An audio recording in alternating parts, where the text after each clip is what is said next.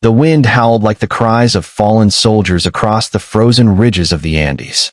Thousands of men, half-starved and barefoot in threadbare clothes, clung desperately to icy paths where a single misstep meant a plunge into the abyss below. Their commander stood among them, eyes blazing with unyielding fire despite the death and defeat that had haunted his every step. This man had already buried his young wife, squandered a vast fortune, and watched two republics crumble beneath him. Yet here he was, leading an impossible charge against the might of the Spanish Empire. One daring decision would either doom them all or ignite the flame of freedom across an entire continent.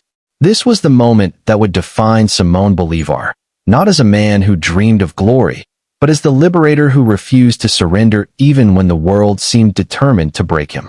High in the sun-drenched valleys of Caracas in 1783, a boy was born into a world of immense privilege and hidden chains. Simón José Antonio de la Santísima Trinidad Bolívar y Palacios entered life as heir to one of Venezuela's wealthiest Creole families. Their sprawling estates, rich copper mines, and bustling plantations spoke of comfort few in the colonies could imagine. Servants and enslaved workers tended the lands under the watchful eye of a distant Spanish crown that demanded loyalty and offered little in return. But fate stripped away that comfort with ruthless speed. At just 3 years old, Simón lost his father to sudden illness. 6 years later, his mother followed, leaving him orphaned before his 10th birthday. A rich orphan, yes, but alone in a vast world. Relatives took him in, yet it was a passionate tutor named Simón Rodriguez who truly shaped him. Rodriguez rejected dry memorization for something far more alive. He led the boy into the wild mountains and valleys of Venezuela, teaching him under open skies about justice, equality, and the revolutionary ideas of thinkers like Jean-Jacques Rousseau. Dangerous notions that all men are born free and that no empire had the right to enslave a people. These lessons planted sparks in young Bolívar's mind that would one day set a continent ablaze. At 15, his family sent him to Europe to complete his education. In Madrid, he met Maria Teresa Rodriguez del Toro, a woman of gentle beauty and quiet strength from a respected family. Their love was swift and deep. They married in 1802, full of hope for a peaceful life back in Venezuela. For 8 blissful months, it seemed possible. Then yellow fever struck like an invisible assassin. Within days, Maria Teresa was gone at just 21. The grief nearly destroyed Bolívar. In the depths of his despair, he later reflected that if she had lived, he might never have become the man history remembers. Her death transformed personal tragedy into an unbreakable resolve. He vowed never to marry again, pouring every ounce of his passion into the fight for freedom. Restless and haunted, Bolívar returned to Europe. He witnessed Napoleon crown himself emperor in Paris, a dazzling display of power that both inspired and deeply warned him about the corruption that could follow victory. Then came the pivotal moment on August 15, 1805. Standing atop Rome's Monte Sacro with his old tutor at his side, Bolívar gazed across the ancient ruins of a once mighty republic. In that sacred place, he swore an oath by all he held holy. He would not rest until his homeland was liberated from Spanish rule. It was the vow of a young man burning with purpose. But could he keep it against the full force of an empire? Back in Venezuela, the struggle began in earnest. Independence was not one clean war, but a brutal, exhausting series of campaigns filled with heartbreaking setbacks. In 1811, Bolívar helped proclaim the First Republic. Hope soared, until a catastrophic earthquake devastated Caracas on Holy Thursday, killing thousands. Royalist priests seized the chaos, declaring it God's punishment for rebellion. Public support collapsed. Spanish forces crushed the fragile new republic within a year. Bolívar escaped into exile, but he refused to abandon the dream. He returned, proclaimed a second republic, only for savage fighting to erupt. Spanish commanders like José Tomás Boves unleashed fierce Llanero horsemen from the plains, who showed no mercy. Villages burned, prisoners executed, rivers ran red. The Second Republic fell too. Driven out once more, Bolívar fled to Jamaica, narrowly escaping assassination, then to Haiti. There, President Alexander Pétion, hero of the world's first successful slave revolution, saw a kindred spirit. He provided troops, weapons, ships, and funds. In return, Bolívar promised to end slavery in every land he freed. Two men who understood freedom's true cost had forged an alliance that would change history. Imagine the weight on Bolívar's shoulders in those dark years, twice defeated, a refugee with no army, no money, no homeland. Most men would have broken. But in 1819, facing superior Spanish forces on the Venezuelan plains, Bolívar chose the unthinkable. Instead of a doomed frontal assault, he would lead his army across the Andes through the treacherous Páramo de Pispa Pass at nearly 4,000 meters during the rainy season. No large force had ever survived it. Rain turned to freezing sleet and blinding snow. Soldiers in thin tropical uniforms shivered through nights so cold breath froze in their lungs. Altitude stole their strength. Horses collapsed and died. Mules tumbled screaming into ravines. A third of the 2,500 men perished from exposure, starvation, or falls. The survivors who staggered down the other side into New Granada were more ghosts than soldiers.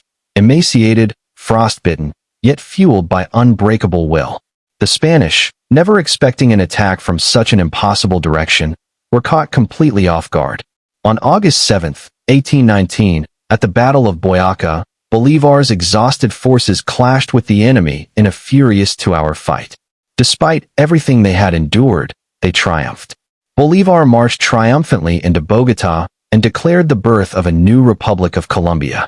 The turning point had arrived. Over the next 5 years, he and his generals, especially the brilliant Antonio José de Sucre, swept across the continent. Venezuela, Ecuador, Panama, Peru, and eventually Bolivia itself fell to the independence armies. 6 nations freed from 300 years of colonial domination by a man who started with nothing but a sacred vow on a Roman hilltop. At the height of his power, Bolívar led Gran Colombia, a vast union uniting Venezuela, Colombia, Ecuador, and Panama. He dreamed bigger still, a united South America, strong and equal beside any power on earth. He called congresses, wrote constitutions, and fought for cooperation over division.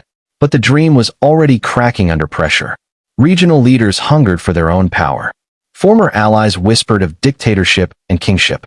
Accusations flew that Bolívar wanted to be a new Napoleon. The very people he liberated began to turn against the unity he believed was essential for survival. The breaking point came on the night of September 25, 1828. Armed conspirators stormed his residence in Bogotá, determined to assassinate him. His loyal companion Manuela Sáenz, a courageous revolutionary who had stood beside him through battles and hardship, heard the intruders first. She urged him to flee through a window while she confronted the attackers, delaying them long enough for escape. Bolívar hid under a bridge in freezing water for hours as his enemies searched nearby. The Liberator, once cheered by millions, was now hunted by those he had set free. Gran Colombia splintered. Venezuela and Ecuador broke away. Betrayals mounted. Bolívar's health, ravaged by years of brutal campaigning, tropical diseases, and unrelenting stress, deteriorated rapidly. A persistent, racking cough, tuberculosis, consumed him. In 1830, at just 46, he resigned the presidency, a hollowed-out figure planning exile in Europe. But his body failed before the ship could sail. He was taken to a simple borrowed house near Santa Marta on Colombia's Caribbean coast. Whitewashed walls, a plain wooden bed, the distant sound of waves through an open window. There, on December 17, 1830, Simón Bolívar died at 47.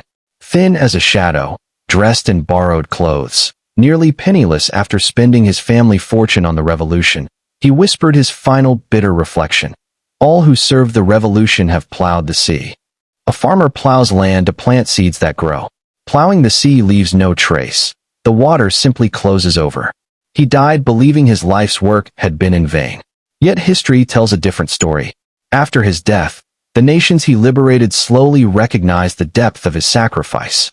His remains were honored in Caracas. Statues rose in every capital. His name graces countries, currencies, boulevards, and airports. Bolivia endures as a living monument. Venezuela proudly calls itself the Bolivarian Republic. The 6 countries he helped free remain independent today. The ideals of liberty, equality, and self-determination he championed, though challenged through the years, continue to inspire millions across Latin America and beyond. Bolívar crossed frozen mountains, lost everything, his wife, his wealth, his health, his vision of unity, and still changed the course of history. He teaches us that even when triumph feels like failure in the moment, the seeds we plant can grow deep roots that outlast our lifetimes. His journey reminds every one of us facing our own impossible battles that persistence in the face of despair can reshape the world. What mountain are you climbing right now?